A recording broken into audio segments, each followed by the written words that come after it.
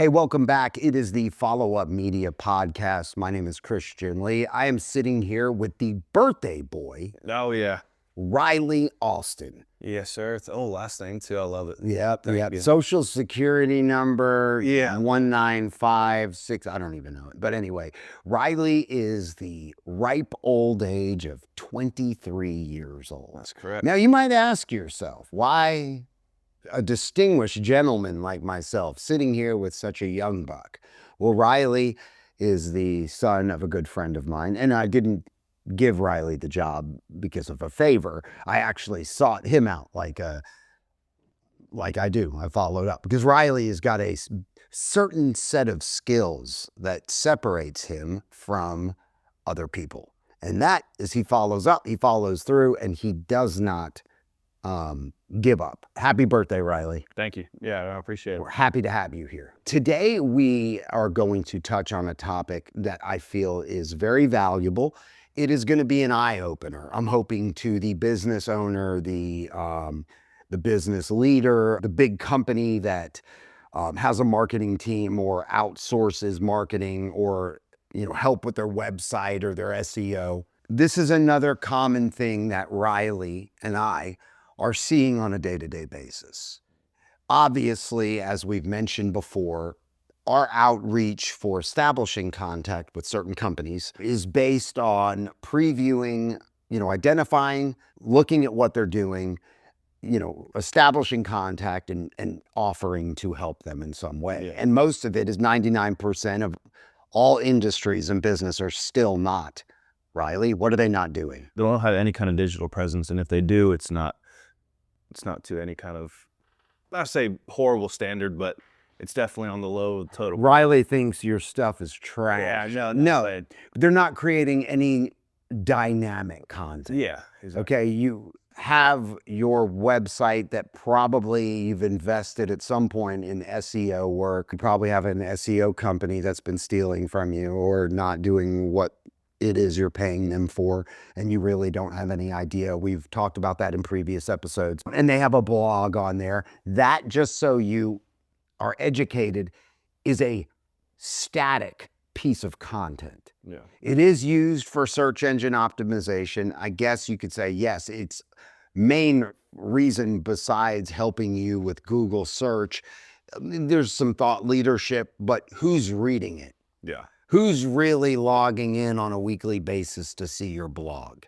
And even if you create a blog, are you really putting out that blog on your socials to let people know it's even available? Yeah. Probably not. It's more of a search engine optimization tactic about, you can insert certain keywords that might help you, But there's another thing that, Riley, you see it every day and you might not even identify what you're seeing. And you kind of are, because you're going, oh, they're not making any content. There is no video content. There's no podcast. There's nothing dynamic. And that's what we're talking about. Is this episode is the death of the static website and why your site is a media hub and should be a media hub, not a brochure. Yeah. And that's something that you probably, when you start to think about it, you're like, oh God, my website.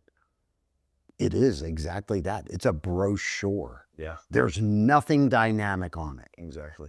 There's no video. You might, in one video about the corporate, about the company or the owner is not enough to say that it's not a brochure. It's a brochure with one video clip, okay?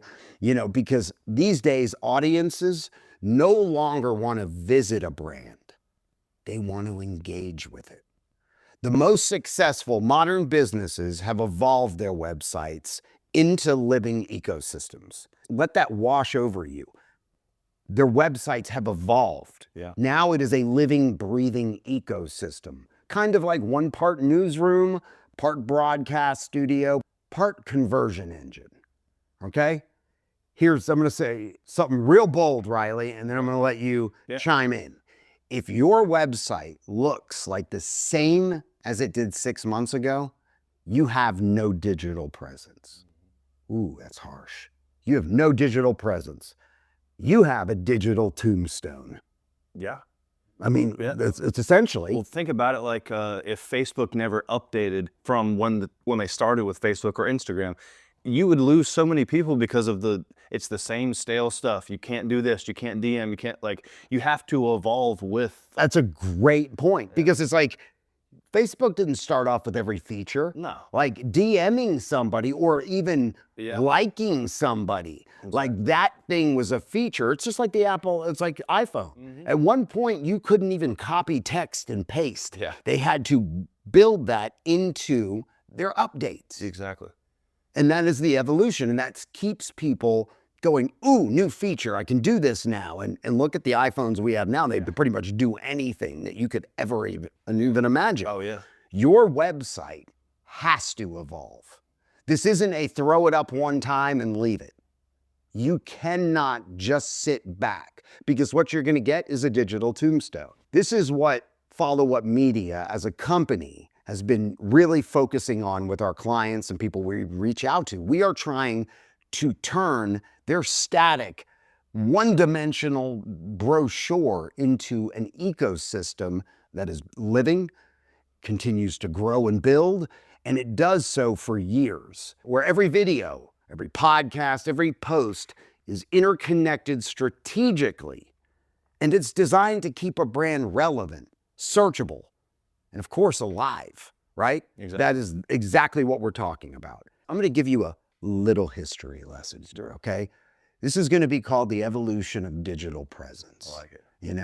2000s websites, they were billboards. They were static, linear, and very copy heavy. I mean, so copy heavy, nobody was going to read it. But at the same time, in the 2000s, people were so excited about getting their shit online. They're like, look at all this. We can say everything we've ever wanted to say. Exactly. And then people are going to read it. Well, maybe at the time it was so new. So it was like, ooh, now this brand has a website. Let's see what they're saying. So Riley, what happened in the 2010s? They became funnels, SEO driven, conversion focused, built for Google's algorithm specifically. Yeah, exactly. That's why you had all these SEO companies come out of the woodwork going, we can help you show up on searches, Yeah. right? We can help you show up on Google when somebody types in something.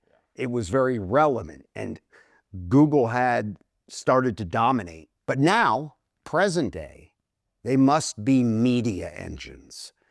They've got to be adaptive, AI supported, built for both humans and algorithms that reward engagement and freshness. Today, if your website doesn't publish, it doesn't perform. Yeah. And if it doesn't perform, it is literally costing you money every day it sits still. This is why static fails in the modern attention economy. I mean, hands down. Like, this is the psychology that I'm about to break down to you. Yeah.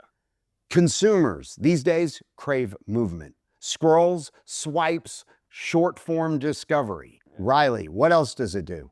Google favors sites that update often. And social media platforms feed on consistency and recency. We say it all the time that YouTube, you can put a lot of, you have a channel that's got all these like different things. So, you've got your podcast integration, you've got your short form videos, which are called shorts, and then you've got your long form videos. You could do community posts, and most of that stuff will live forever.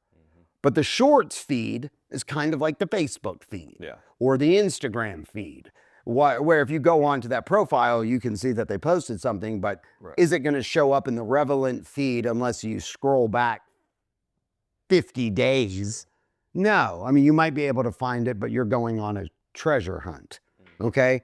Static websites fail because they don't speak in the same rhythm as the world around them. Your website is failing because it's not speaking the language that everybody else is speaking. It blows my mind. And when you look at it from this perception, and obviously, if we went to a website that was creating content, we probably wouldn't be having this conversation because there would be an integrated ecosystem of that content, that dynamic content, the shorts, whether it's podcast or video series, thought leadership. Now, all of a sudden, your static has become dynamic and it's living and it's working and it's relevant and you are speaking the language that everyone else around you is speaking. So here, static websites, they were built for readers. Media hubs, okay? This is kind of a term that follow-up media kind of, I'm not going to say we coined. It's not like we made it up, but it is something that we follow. All right. It's kind of our core things, like when we're doing an audit or a consultation with a company and, they've got a tombstone. Well, basically a tombstone. Static websites were built for readers. Media hubs are built for watchers, listeners, and search engines that don't sleep. They really don't. This thing works for you all night, every day, whether you're there or not. So here is our framework, right? This is, as I mentioned, it's kind of our model, the Media Hub framework. And this is how you can transform a passive site into an active brand engine. Riley, what's number one? Number one is always publish. Create regular podcasts, episodes, videos, and short form thought leadership pieces. Yeah. It really does live on your site. So it will be integrated. Okay. Distribute. You're going to syndicate everything automatically to Apple, to YouTube, to Spotify, social platforms. And then you're going to engage. All right. You're going to use interactive elements like email signups, polls, or any embedded clips to capture attention. That is the main thing. And then analyze. We're going to look at your feed performance data, and we're going to look at how that backs into your content strategy. And then you're going to let follow-up media, or you might not. That was like kind of a shameless kind of like call to action. But then you can let a company like Follow-Up Media or your local, whichever people you decide to use, handle the repurposing and posting so you can focus on the message. It's really hard for you to focus in on the message, especially if you haven't been creating content, and then have to worry about how it's going to integrate into your static tombstone of a website right now, and also the repurposing of the content. Because your site should sound like you. It should speak for you, and it should sell for you 24/7. And why is that? Because it's lives on forever. Yeah. I mean, without you logging in, it should be doing that. Yeah, exactly. And so here's the human connection element. Move the conversation from tech, you building a digital presence, which is static, most likely 99% that would fall into the category of static. One video clip or two video, that's not enough. That was a one-off, right? If you haven't updated your website in over a year, yeah, that is a problem. Like, that is an absolute problem. Google is counting points against you because there's been no action or movement. Yeah. Right? And so that was the tech. You signing up and creating a website and a digital home, an address, so to speak, like your domain, that was the tech part. But now we need to move the conversation to trust. Yeah. And consumers, if you have not figured this out yet, will connect more deeply with voices, faces, and transparency than written copy. You get an email from your boss or your partner, and it's like a text message. Like, what is he implying? Is he being rude? Like, or maybe it is from the boss, and maybe he's saying that we have to cut, 1,000 jobs, which is not actually unheard of. And I believe even in radio, I think they just did that over the last few days, or maybe it was even more than 1,000 jobs. Do you think the CEO got on video and said, guys, radio right now is hurting? Yeah. We are barely inching by. Now, even though I'm getting $5 million a year for running this thing into the ground, I'm going to have to hate to do it to you. We're laying off 2,000 jobs. Now, granted, you might not like his message, but if you saw maybe what an arrogant prick he was, or maybe he was sincere with hating to have to do it. I'm not saying you're going to like him any less or more based on the action he's letting you know, but it would go a lot further than an email that was very distant and very non-personal and very, so therefore it's the power of seeing, hearing, and listening to the authentic nature and what that person is. Are they being authentic or are they being fake, right? You'll be able to determine. Exactly. Text content, text messages, emails. It's really hard to put a a pulse on exactly how they're feeling at that Exactly, moment. yeah. But I could sum it up in about 2 minutes of watching somebody. Is that person looking shady, right? Sure. So, that's what we're talking about. Connect with your clients, connect with your book of business, connect with your audience. And you do that not through written copy. The written copy is there to support and help because you're not going to make your website be a complete video. Yes, there's stuff to read and reading is important. But you're giving people the ability to see the face of the company, hear the voice of that person's face, and really connect on why you should be used. Why should they hire you versus Riley? So a modern website's real power is that it becomes a relationship platform and one that's going to build familiarity and authority through ongoing content. And people go, okay, well, podcast. Well, anything can be a podcast, like audio and video done consistently. And it doesn't even have to be that consistent. I mean, you could do weekly, bi-weekly, but there are some podcasts that come out and that are just a series. It might be a series of 6 or a series of 4, with 2-month gaps. But at least you're starting to create content. Yeah. And from those pieces of content, the amount of content that you can cut up and get it compounds. If you got 20 pieces of content, maybe 30 pieces of content from one 30-minute episode, you did that times 4. Well, and if you posted it on all your platforms and on your website, what do you got? Yeah. I mean, you've got a lot of content. I'm not just going to do the math because I don't even remember the example I just gave out. But anyway, so people don't trust logos anymore. They trust voices. And when your voice lives inside your website, in every episode, in every clip, and every update, your brand stops being a thing and it starts to be a person. And it starts to be something that people relate to, seek out because they want information or truth or your perspective because they connect with you. You know what I'm saying, Riley? This is really important. The business case for change, Riley, give me some numbers here. Active content boosts organic traffic by 60+%, backed by SEO and dwell time metrics. Yeah, regular podcast embedding is going to increase visit duration and return rates. You need to create a user experience. Clients who convert their websites into media hubs, you will see exponential improvement in not only your brand recall, but your lead quality. Now, granted, there are clients of ours and there are content initiatives that aren't converting leads into sales. If you're just trying to build an authentic audience based on your opinion or your perspective, whether it's an entertainment, show, news, or politics, your main focus is audience growth.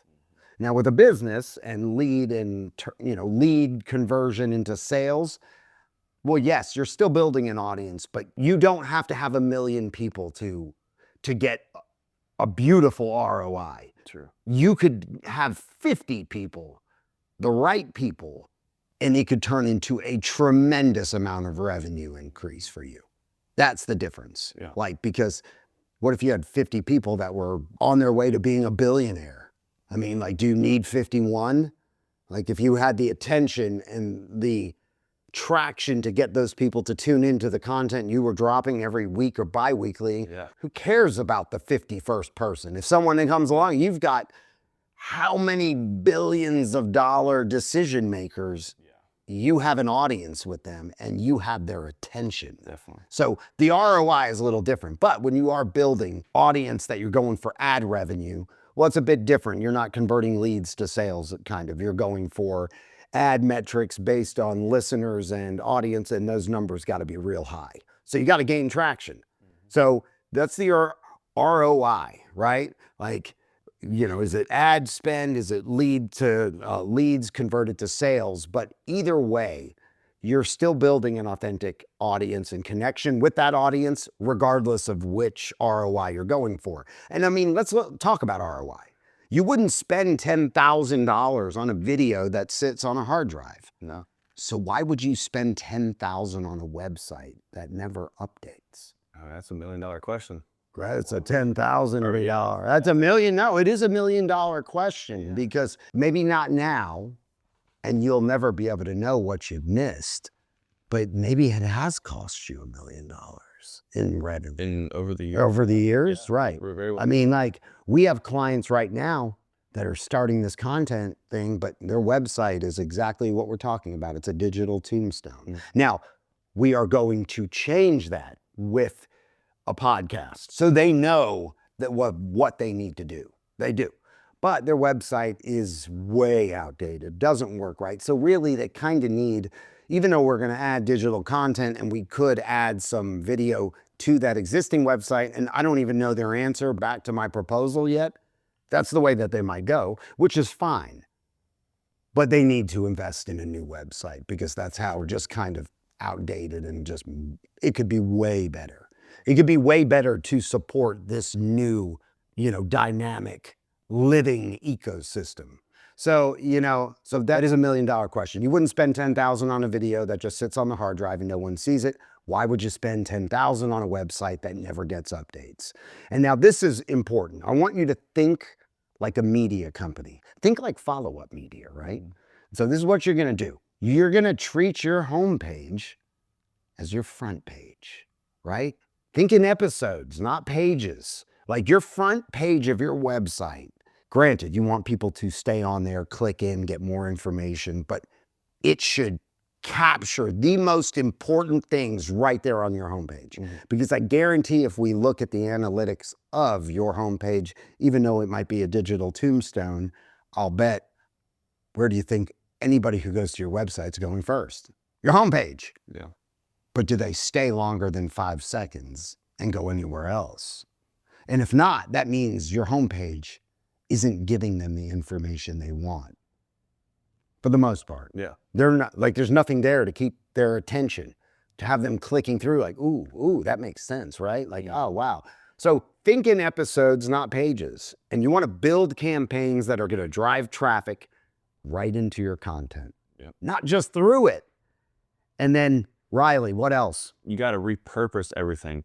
One 45-minute podcast equals, let's just say 10 clips, 3 blog posts, 15 social assets, and 1 newsletter. That's a lot in just one 45-minute episode that you could repurpose and reuse. And actually, to be honest with you, depending on, what we're doing, but that 45-minute podcast, that 10-clip metric could really be like 30 clips. Because like we have content and distribution verticals like YouTube optimization that we do for our clients that I would call them full out optimization. So like they might do weekly podcasts or weekly videos or bi-weekly. But when we're optimizing a YouTube channel, it is very much predicated on we need content to dial in to YouTube's algorithm every day. And that means on average, let's just say bi-weekly podcast, for example, 45 minutes as used in this example, we will produce almost 60 to 70 shorts out of those 2 episodes every month. Because that means we need to do 2 a day. We are creating 2 clips a day, almost every day, to drop into YouTube's algorithm, to show YouTube and Google, which YouTube is owned by Google, that we are producing content that aligns to this targeted audience. So when somebody searches for something that is even relevant, they are going to serve up Follow Up Media as the solution to what they're searching for. And that is huge. Really, a 45-minute episode gives us even way more than the numbers you just stated, if needed. Every business is now a media company. That's how you should look at it. And every business is going to become a media company, whether they know it or not, whether they believe it or not. So you can wait and, hold on to your digital tombstone that is literally costing you money on a daily basis. And that's how you look at, I want to budget this year. We don't have a budget. It's not added into the budget. to create content. Well, I would say we probably want to take a hard look at what your marketing initiatives are. And do we really have a metric on what that is actually doing to bring fresh eyes and business leads in? And are you converting those leads to sales? And if not, why not? Is it your team that is executing and following up with those leads? Or are the leads that are coming in really valuable leads that are your target audience? Because you could have a bunch of vanity leads come in and you're like, well, this guy has no money. Yeah. This guy's not who we're looking for. Why are you calling us? Oh, he's just cruising by. Yeah. Yeah, we don't want that. We don't need window shopping. Mm-hmm. We want people that need our services. You want people that need your services or products, right? Thought leadership. Be the expert, but you're not going to convert and you're not going to be able to relay that to them through text on your website. Just not going to happen. And so, websites used to be where people went to learn about you, but now they're where people go to learn from you. That is so powerful. Yeah. Websites used to be where people went to learn about you, but now your website should be educating those same people, and they should be learning from you. Yeah. Why you? Why now? Why this company? Why your company? It's so maybe it's so common sense to me, but maybe because I'm just so ingrained in it. But also, it's just one of these things where it's like these industries are so slow to catch on, and it's like, oh, we don't need to set aside this marketing budget for this. Well, I don't have time. Well, I mean, if I told you that you're going to lose out, guaranteed, $30,000 next month in pure profit or revenue, if you didn't cut this content, do you think you'd make time? Yeah. You'd probably spend even $1,000 to make the content so you could make 30 grand, right? Exactly. You absolutely would. You'd make time for it. It would be priority number one. If it's, yeah. Right. So now I'm not saying you're going to bust out a piece of content and 30 grand is going to come just mailed to you like was it Random House? What were those like? We're just going to show up at your door with a big ass check. That's not how it's going to work, but it could. It might not show up in that form of a big ass check, but it might be that person that needs help comes knocking on your door, goes to your website and fills out a 30-minute consultation or sign up form and chooses your financial service or your attorney. You need help. They need help from a family attorney or an injury attorney or any other service product. I mean, any industry. If you go to followupmedia.com right now, we have case-by-case studies by industry of how you would apply. And I know it says podcast by industry. So don't be, oh God, I don't have time for a podcast. Remove the word podcast. Just put in video content by industry and how you could use it.